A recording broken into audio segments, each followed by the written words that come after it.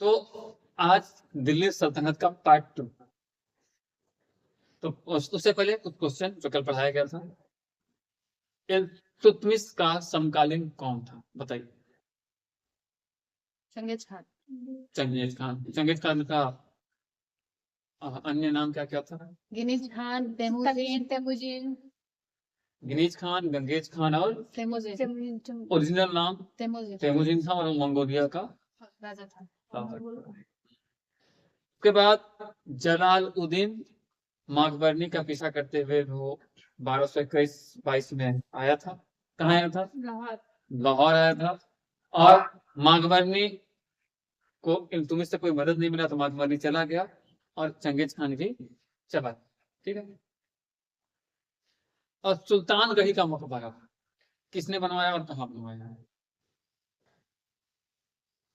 कल मैं पढ़ा चुका हूँ, इसलिए मैं पूछ रहा हूँ। तो सुल्तानगढ़ी का मकबरा इल्तुतमिश ने बनवाया था दिल्ली में, और नासिरुद्दीन महमूद से संबंधित था। इल्तुतमिश का जो पुत्र है, और इसीलिए मकबरों का जनक कहा जाता है इल्तुतमिश को। मैंने कल बताया था। एक मदरसा भी बनवाया था। कहाँ बनवाया था मदरसा?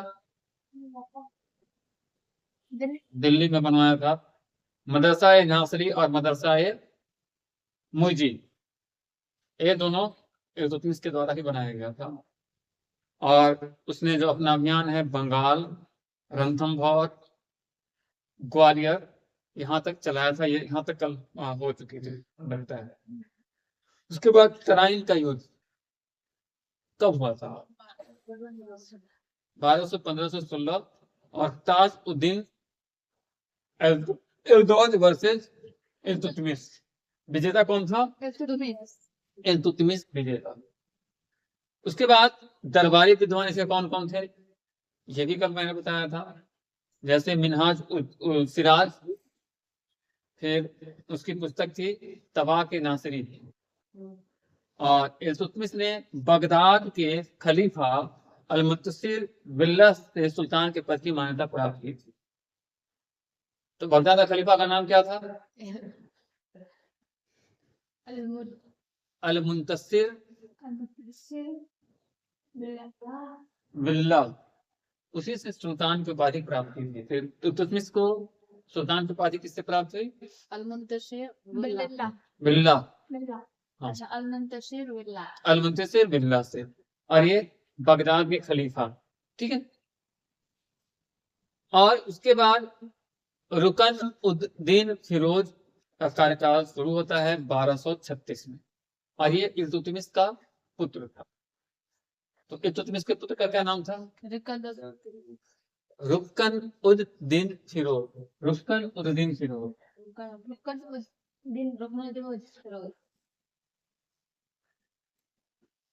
बहुत छोटा नाम है, आसानी से याद हो जाएगा, कोई दिक्कत नहीं है। और वास्तविक शक्ति शाह तुर्कान के हाथों में होता है। भले इसको शासक बना दिया गया, लेकिन शक्ति जो थी वो शाह तुर्कान के हाथों में था। और राजा बनाया किसको? तुर्कान चिहलगानी, यानी कि बॉस वो है जो 40 लोगों का जो समूह होता था अमीरों का, जिसको अमीर कहे, जिसके अंदर 40 लोग काम करते थे। और उसके बाद रजिया, नाम सुने ही होंगे। तो क्वेश्चन करके भी आता है कि रजिया ने कौन से वस्त्र पहनकर न्याय की मांग की? तो रजिया ने लाल रंग के वस्त्र को पहनकर न्याय की मांग किया, और परिणाम स्वरूप उनको न्याय मिला और वो शासक बनाए। पद हमेशा पुरुष जी। तो इसलिए शासिका का कह सकते गलत नहीं होगा, लेकिन शासक शब्द गलत कभी नहीं। तो रजिया को शासक बनाया गया, इनको न्याय देकर। न्याय की मांग उन्होंने क्या कैसे की थी? लाल वस्त्र पहन। और रजिया का कालखंड जो है मात्र 1 2 3 4 साल। वक्त 48 महीना रहा, 4 साल। हाँ 4 साल। 1236 से लेके 1240 ईस्वी तक। और वो इल्तुतमिश की बेटी थी। पुत्री थी, बेटी नहीं पुत्री थी। कैसे क्या कैसे कैसे कैसे बोल देते क्या हैं। करें? और वो दिल्ली सल्तनत और गुलाम वंश की पहली और आखिरी महिला शासक। महिला शासिका, यानी कि दिल्ली सल्तनत की वो एकमात्र महिला शासिका थी। तो जब एकमात्र रहेगी तो पहली भी होगी, आखिरी भी होगी। और उनका जो अश्वशाला का प्रधान था उसका नाम था मलिक याकूब, जिसे अमीर ए याकूब भी कहा गया। खैर ये सब विज्ञान से बहुत कम आते हैं। उसके बाद उन्हीं के कालखंड में भटिंडा का विद्रोह होता है, भटिंडा का विद्रोह, और ये किया जाता है अल्तुनिया के द्वारा। तो अल्तुनिया कौन था? भटिंडा का इक्तेदार था, इक्तेदारी व्यवस्था थी ना। हाँ अल्तुनिया वहां का इक्तेदार था, वही विद्रोह कर देता है। कैसे? अल्तुनिया, अल्तुनिया भटिंडा का इक्तदार था। अल्तुनिया भटिंडा का इक्तेदार था, ये विद्रोह करता है। और जो मलिक याकूब था, मलिक याकूब नहीं था उसका अफसोसाना का प्रधान, उसको ये मार देता है अल्तुनिया। इनके हाथों मारा जाता है, अल्तुनिया के हाथों मलिक याकूब मारा जाता है, जो रजिया सुल्तान के अफसोसाना का प्रधान था। और फाइनली उसके प्रधान को मारने के बाद रजिया को भी कैद कर लेता है। ये अल्तुनिया जो है रजिया को भी कैद कर लेता है, और उसके बाद रजिया जो है गेम खेल जाती है। हाँ, क्योंकि रजिया सुंदर थी, बोलती है कि कैद कर सका अच्छा वहाँ इसे शादी कर लेती है। कैद कर सका फायदा है, ब्याह कर ले, और अल्तुनिया से ब्याह कर लेती है। तो है खाम मौका नहीं छोड़ती है, मतलब ऑप्शन हमेशा रहता है, विकल्प की कोई कमी नहीं है। विकल्प मिलेगा तो चौका छक्का दहला 10 रन 12 रन भी मार देंगे एक बॉल में। चक्कर मार दी। 12 रन मार दी ना, सत्ता भी जाता जान भी जाता। थोड़ा सा अपना सुंदर सुंदर आंख दिखा के कजरारे कजरारे गाना गा के, वो एक तो गाना था कौन सा, जरा जरा दहकता है महकता है वो काफी। और उसके बाद क्या कर दी कि जो किडनैप किया उसी से ब्याह कर लिया। हाँ, तो ये ए नाम का जो लड़का था, ए नाम का जो लड़का था, ये किडनैप किया था बेचारा। और ये जो सुंदर सुंदर आंख वाली थी, रजिया सुल्तान ये ब्याह कर दी इससे। सुल्तान और जो सुल्तान उधर एस थी, रजिया सुल्तान नाम है ना, हाँ तो एस जो है इसी से ब्याह कर लेंगे। बताओ, चाहे ए वर्सेस एस हो गया। तो कहने का मतलब है कि रजिया किससे शादी की? अल्तुनिया से। हाँ? अल्तुनिया। हाँ, तुम क्या लिखी हो? नहीं, वो तो मारा गया ना। वो याकूब से विवाह करवा दी। मलिक याकूब एम था, तो एम को ए ने मार दिया। मलिक याकूब को ए ने यानी कि अल्तुनिया ने मार दिया, और अल्तुनिया जो ए जो है मार के एस को कब्जा में ले लिया, कैद कर लिया। तो एस बोले कि ससुरा हमें तो कब्जा में किए हो, हम तुमसे ब्याह कर लेंगे कजरारे हाथ दिखा के, तो जिंदगी में तू ही कब्जा में रहेगा। तो एस जो है वो ए से ब्याह कर लिया।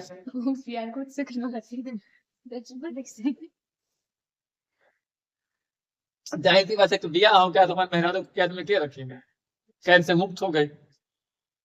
और उसके बाद जो लुटेरा लोग थे, जिनका पहले से ही इस पर नजर था कैथल का, वो सब इसको मर्डर इसका हत्या कर दिए थे कि तू ये से ब्याह कर दे तो छोड़बो नहीं, मैं तो 1240 में सुल्ताना का, रजिया सुल्तान का हत्या हो जाता है कैथल के लुटेरों के द्वारा। क्या वो कहता है वो तो जगह है। मतलब कहता है फिर भी तो कहता है।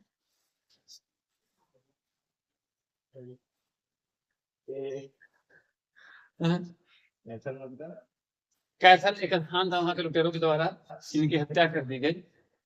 वहां पे हो सकता है कि मतलब जिंदगी की हत्या की गई हो, लेकिन अक्सर के साथ ऐसा नहीं होता है। के जो होता है वो किसी का लाइफ को डेट नहीं करता है, लाइफ को खेल बना देता है। ठीक है, बेटे हो गया हंसो नहीं ना खुद देखो रात मत सिखा रही है। रात में तो क्वेश्चन पूछते हैं तो आवाज नहीं निकलता है। नेहाजी आंटी देखिए नहीं पढ़ रही है। मम्मी देख लो भैया पहले ही भेज देते हैं। हाँ। मिनहाज उल सिराज का एक कथन है, मिनहाज उल सिराज का एक कथन है जो आपको जानना चाहिए, हम तो पहले नहीं जानते। तो मिनहाज उल सिराज का एक कथन है और इस कथन में उन्होंने कहा है कि मैं रजिया को शासक का दर्जा नहीं दे पा रहा, मैं रजिया को एक शासक का दर्जा नहीं दे पा रहा हूं क्योंकि वो एक स्त्री है।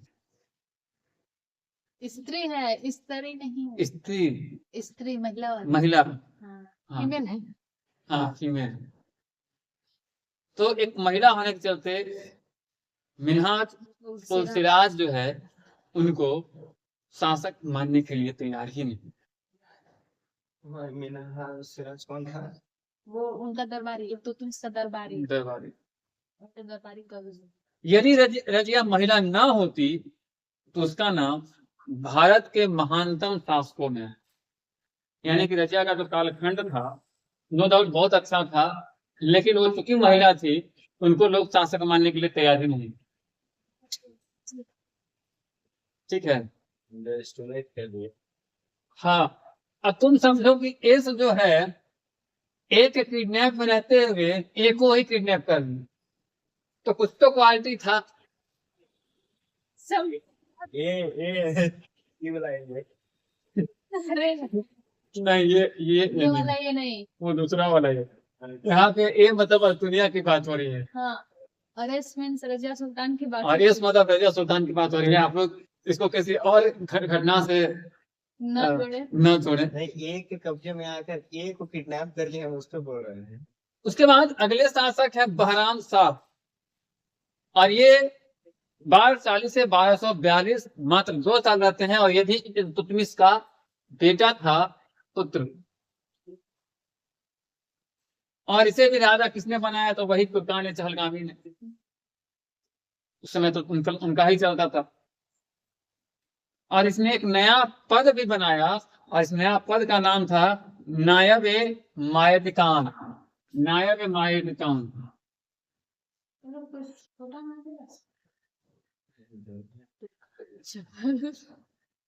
नायब ए मालिकान।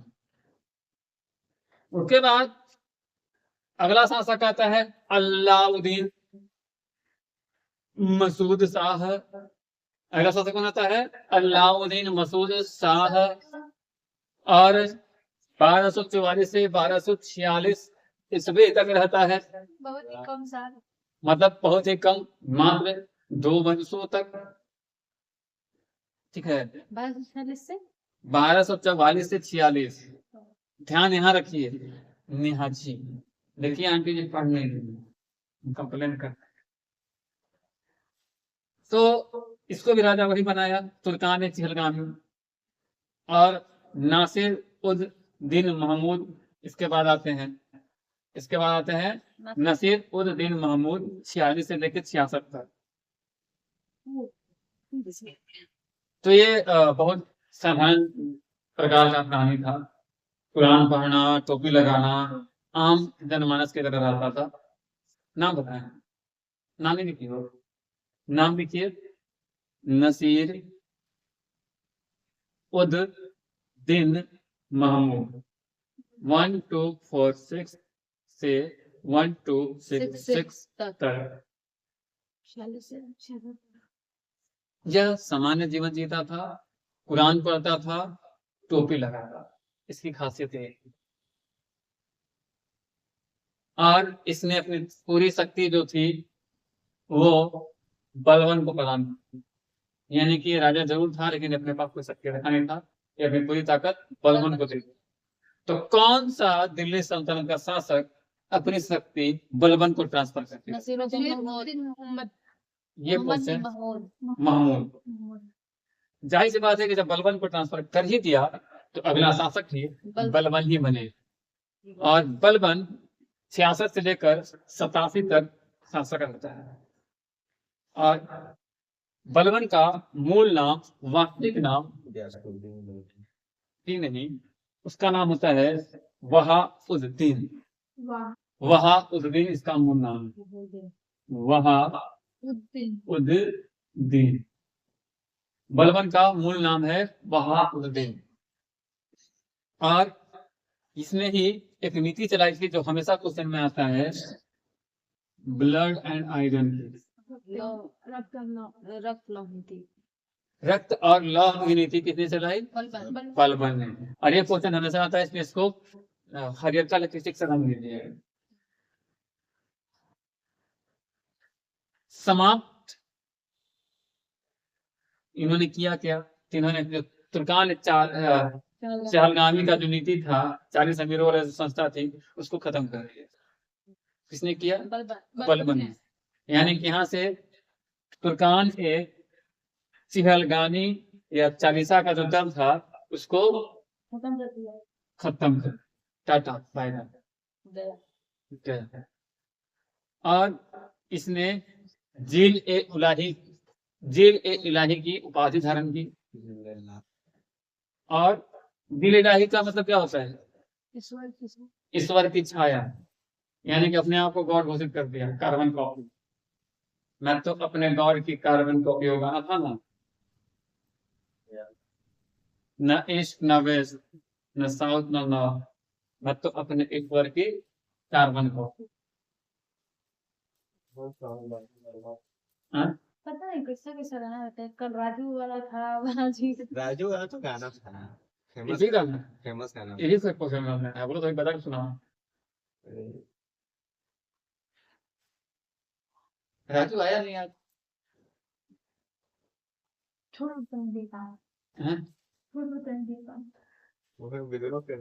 उसके बाद अपने आप को नियामक की खुदाई कहा।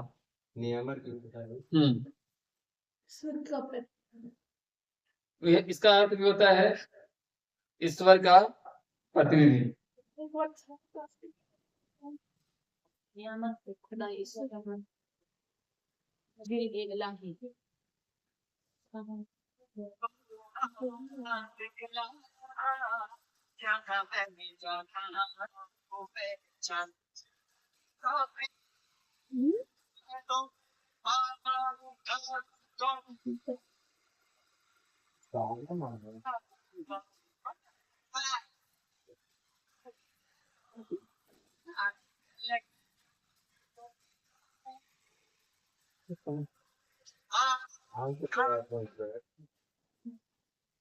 और राजत्व का दैवीय सिद्धांत किसने लाया? हाँ। और दरबार का तरीका इसका जो था वो फारसी स्टाइल का, हर चीज पे गाना बना। दरबार का जो तरीका था वो फारसी स्टाइल का था। और शुरू में सिजदा और पैबोस इसने लाया, सिजदा और पैबोस इसने लाया था। नवरोज त्योहार, पारसी का वर्ष जो होता है नवरोज त्योहार, इसके द्वारा लाया गया। नवरोज त्योहार किसने लाया? बलवान ने। अच्छा, ये तो पारसी था, मुस्लिम मूल मुस्लिम ही लोग। लेकिन ये जब बलवान आया ना तो फारसी कल्चर को एडॉप्ट किया। ठीक है, अब मुगल मुस्लिम नहीं थे, ये मुस्लिम थे। इस्लाम फॉलो करता था। और बलबन ने दिल्ली में लाल महल का निर्माण कराया। दिल्ली में कौन सा महल का निर्माण कराया? लाल महल। लाल महल। और उसने दीवान ए अर्ज की स्थापना की। दीवान ए अर्ज की स्थापना की। दीवान ए अर्ज में क्या था? तो सैन्य विभाग जो होगा केंद्रीय होगा, सेंट्रलाइज होगा, एकदम केंद्रीय सैन्य विभाग होगा। और उसका दीवान ए अर्ज अर्ज किया है कि जो सेना का प्रमुख होगा उसका नाम होगा दीवान ए अर्ज। आरिज ए मुमाजिक। अर्ज किया है कि जो सेना प्रमुख होगा उसका नाम होगा आरिज ए मुमालिक।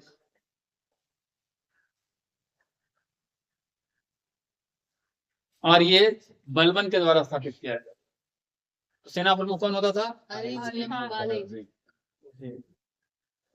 उसके बाद दीवान ए बरीद की स्थापना की।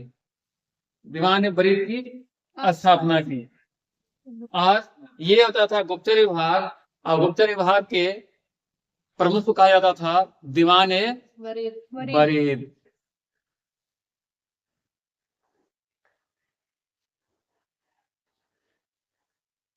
और उसके बाद तुगरिल का विद्रोह होता है 1276 से 78 तक। ये तुगरिल कहाँ था? बंगाल में। पहला बार अवध नहीं, बंगाल में।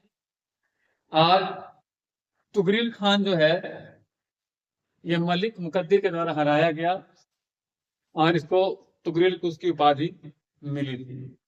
उसके बाद होता है मंगोल आक्रमण। भारत पहली बार मंगोल आक्रमण कब हुआ?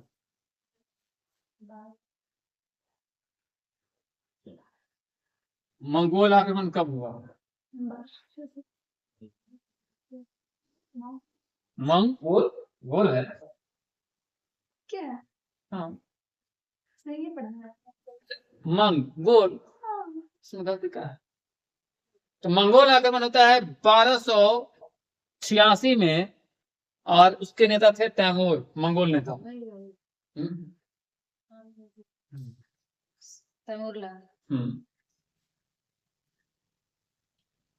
और इसी में मंगोल आक्रमण का सामना करते हुए शाहजादा मोहम्मद मारा जाता।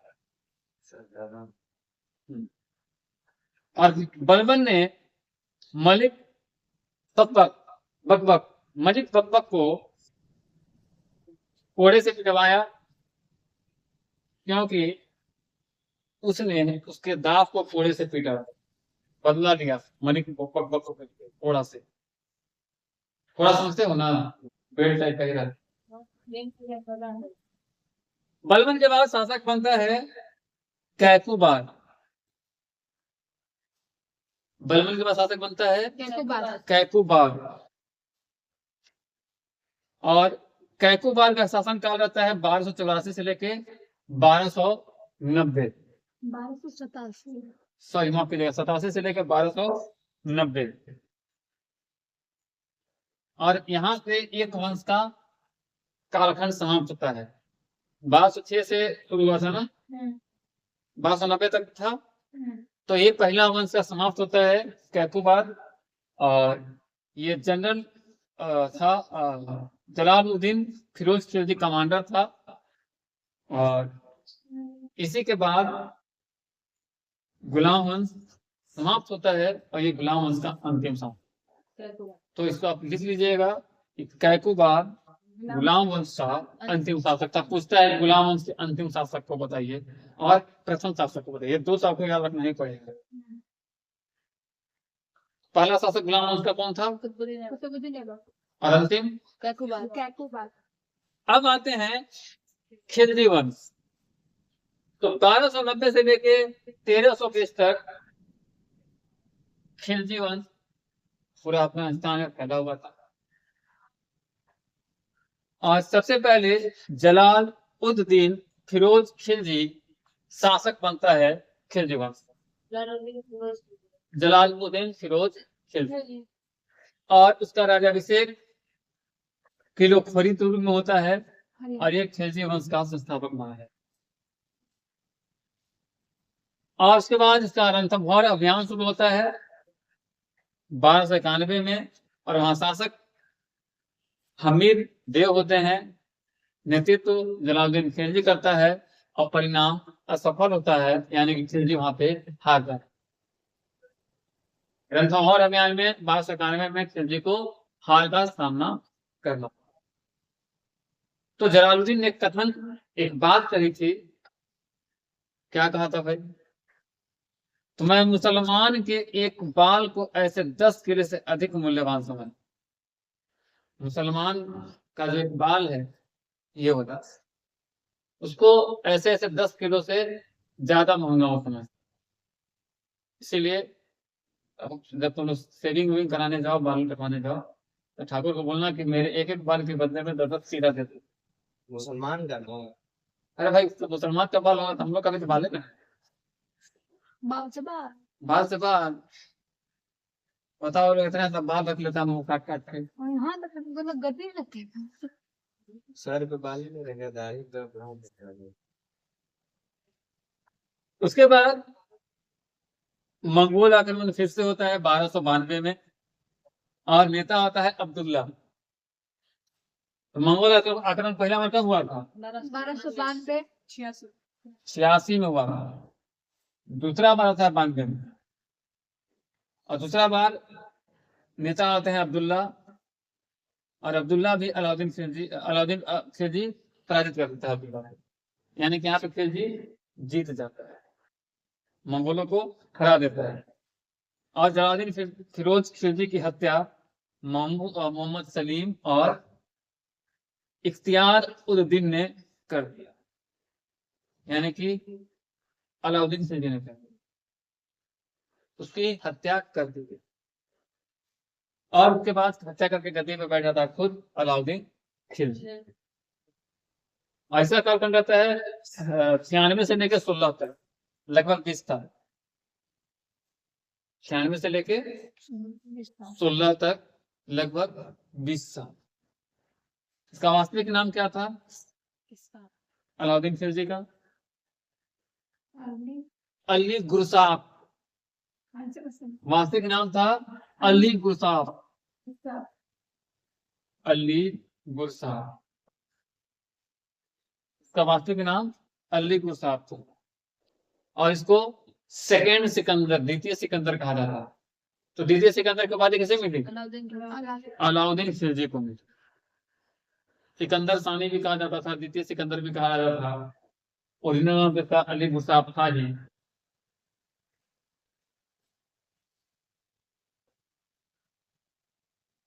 इसके कालखंड में गुजरात का युद्ध होता है, रणथंभौर का युद्ध होता है। तो इसमें कभी एक क्वेश्चन आता है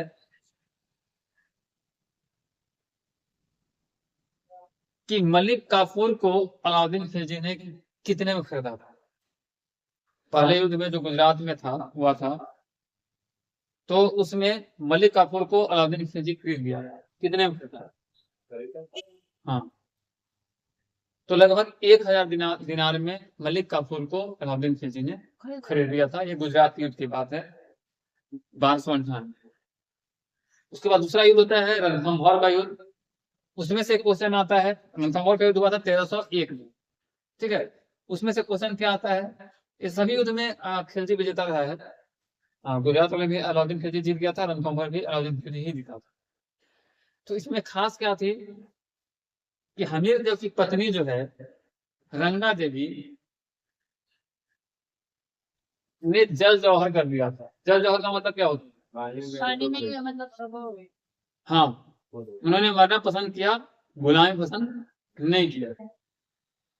तो जल जौहर कौन किया था? रंगा देवी। वहां रणथंभौर के जो शासक थे हमीर देव, उनकी पत्नी। उसके बाद 1303 में होता है चित्तौड़ का युद्ध रतन सिंह और अलाउद्दीन खिलजी के बीच, और फिर से अलाउद्दीन खिलजी यहाँ भी जीत जाता है। और यहाँ भी रानी पद्मावती जैसे अन्य महिलाओं ने जौहर कर,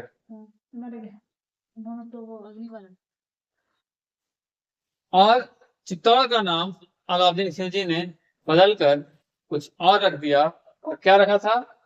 खिजराबाद, क्योंकि वहां पे उसने अपने पुत्र खिज्र खान को राजा नियुक्त किया। मेरा बेटा को राजा बनाया खिज्र को, और उस राजा राज्य का नाम खिजराबाद कर दिया, चित्तौड़। और आपको ये जानकर हैरानी हो सकती है कि लगभग 30,000 हिंदुओं को मार दिया था अलाउद्दीन ने, हत्या कर दी। और ये स्रोत हमारा आपका नहीं है, ये अमीर खुसरो की पुस्तक में बनी है। लगभग 30,000 हिंदुओं की हत्या की अलाउद्दीन खिलजी।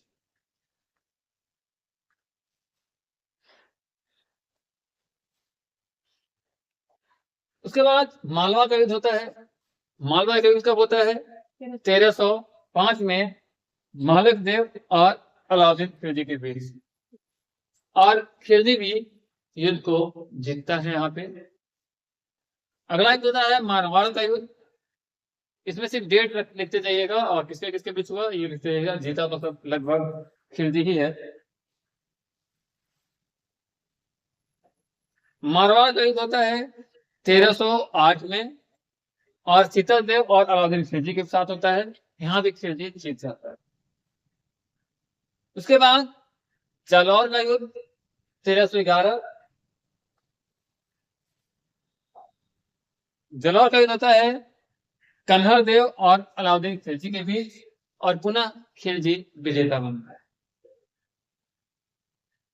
1307 देवगिरी का युद्ध रामचंद्र और मलिक काफूर के बीच। मलिक काफूर विजेता होता है, क्योंकि मलिक काफूर को खरीद दिया था खिलजी, तो खिलजी का ही प्रतिनिधि।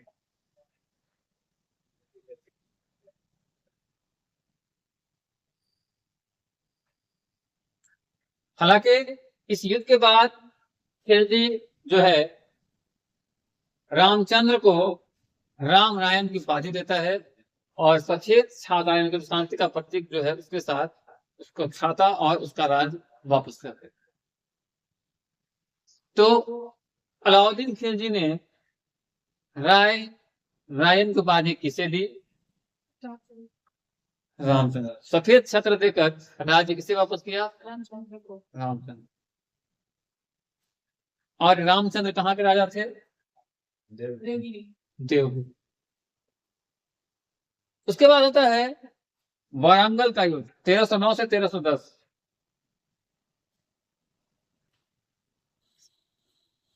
प्रताप रुद्रदेव वर्सेस मलिक काफूर, विजेता पुनः मलिक काफूर। प्रताप रुद्रदेव ने ही मलिक काफूर को कोहिनूर का हीरा दिया था। जिस कोहिनूर की बात करते हैं, पहली बार कोहिनूर यहीं से शुरू हुआ। एक कोहिनूर प्रताप रुद्र ने मलिक काफूर को दिया, यानी कि लगभग 1309 से 10। तो शायद अंग्रेज लेके चले गए हैं। उसके बाद समुद्र का युद्ध 1310, वीर बल्लाल तृतीय वर्सेस मलिक काफूर, और यहाँ भी काफूर ही जीतता है।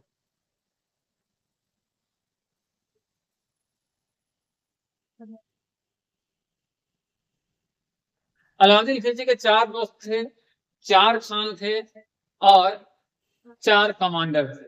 यानी कि कमांडर कहिए, दोस्त कहिए या फिर खान कहिए, ये 4 ही थे उसके पास जो सबसे ब्रह्मास्त्र रूप में काम करते। उन चारों का नाम क्या था? जफर खान,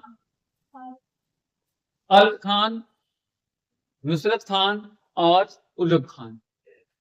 ये 4 खान इसके शासन का की फैक्टर थे। कौन कौन थे? जफर खान, उलुग खान, जफर खान, अल खान, नुसरत खान और उलुग खान। और कुल मंगोल आक्रमण कितना हुआ था? 6। पहला हुआ था सारदी, दूसरा हुआ था कुतुब ख्वाजा, तीसरा तारगी। पहला कहाँ हुआ था? सारदी, दूसरा कुतुब ख्वाजा, तीसरा तारगी, चौथा ताहिर खान, पांचवा अली बेग और छठा कंवर। ये 6 लोगों का 6 आक्रमण। बाजार नियंत्रण व्यवस्था किसने लाया? अलाउद्दीन खिलजी ने बाजार नियंत्रण व्यवस्था लाई। अब बाजार के प्रकार उसने 4 बताए। पहला प्रकार था गल्ला, गल्ला है मंडी। दूसरा बाजार था सराय, तो सराय है अदर। तीसरा था जानवरों का बाजार और चौथा था दासों का बाजार। यानी कि गला का बाजार, गला वाला मंडी यानी कि चावल गेहूं दाल वाला जो होता है, अनाज का मंडी हो गया। एक है सराय जहाँ सब कुछ बिकता है, सराय अदर। एक जानवरों का बाजार और एक दासों का बाजार। ठीक है, ये 4 प्रकार के बाजारों का जिक्र मिलता है। इसने शुरू किया दीवान रियासत, जिसमें वाणिज्य विभाग और बाजार नियंत्रण की बात थी। तो बाजार नियंत्रण के बाद किसमें होती है? दीवान रियासत में। शाहनाए मंडी, इसमें बाजार का अधिकारी होता था। और दिल्ली के आसपास के इलाकों में अलाउद्दीन खिलजी ने शराब और जुआ पर रोक लगा दी थी, प्रतिबंध लगाया। और अलाउद्दीन खिलजी समस्त भूमि को खालसा भूमि में तब्दील कर दिया। तो खालसा भूमि का को तब्दील कर कौन किया था? अलाउद्दीन खिलजी खालसा भूमि को मतलब समस्त भूमि को खालसा भूमि। तो ये खालसा भूमि क्या है बताइए। उसके बाद अलाउद्दीन उलेमाओं के बीच बिना अनुमति के विवाह पर रोक लगा दिया। मतलब अगर किसी उलेमा को की अनुमति नहीं है तो उनकी विवाह नहीं होगी। विवाह के लिए अनुमति जरूरी है। उलेमा मतलब जिनको शादी करनी है। खालसा भूमि जो सीधे बादशाह की थी।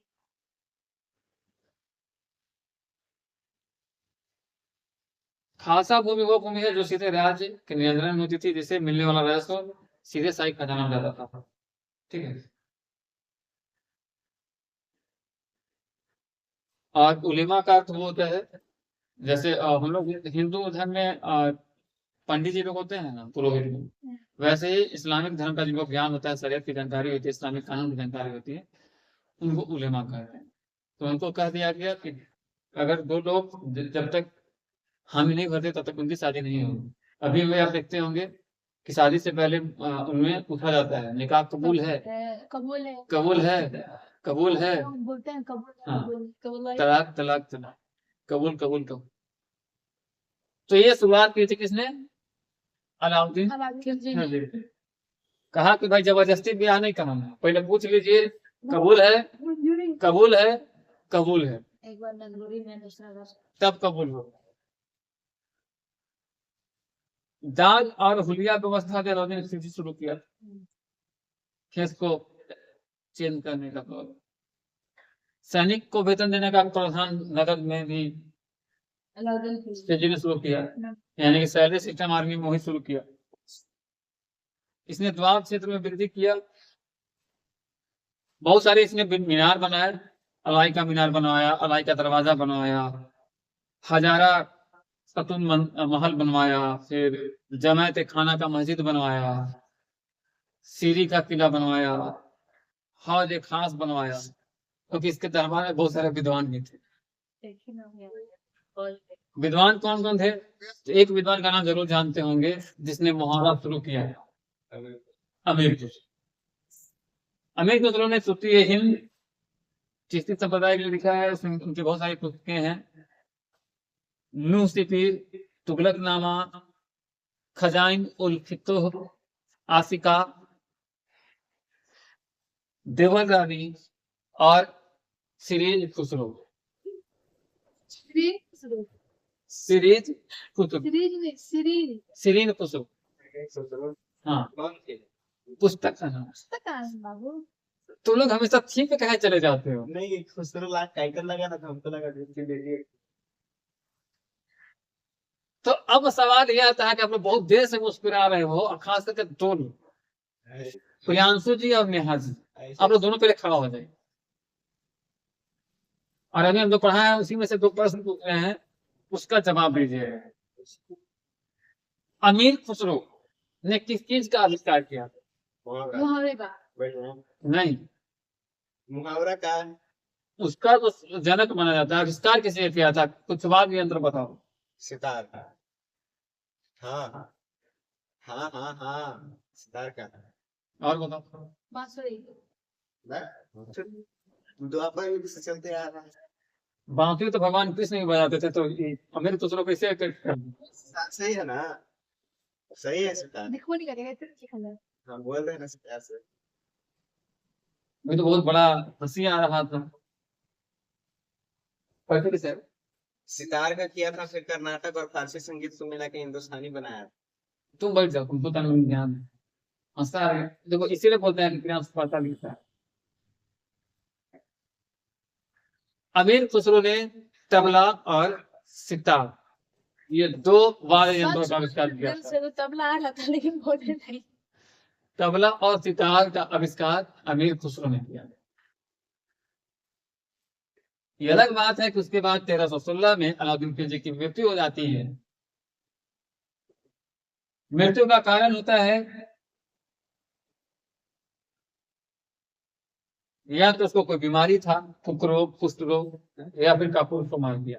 इसलिए मृत्यु की कोई जानकारी स्पष्ट नहीं मिलती है। और इसकी मृत्यु दिल्ली में हुई थी। और जब तक हम लोग मृत्यु की जानकारी नहीं मिलती है, तब तक आज तक के लिए हम लोग आज भर के लिए रेस्ट लेते हैं। कल आते हैं अगले क्लास में। खिलजी वंश का समाप्त है, खिलजी की मृत्यु हो गई है। धन्यवाद।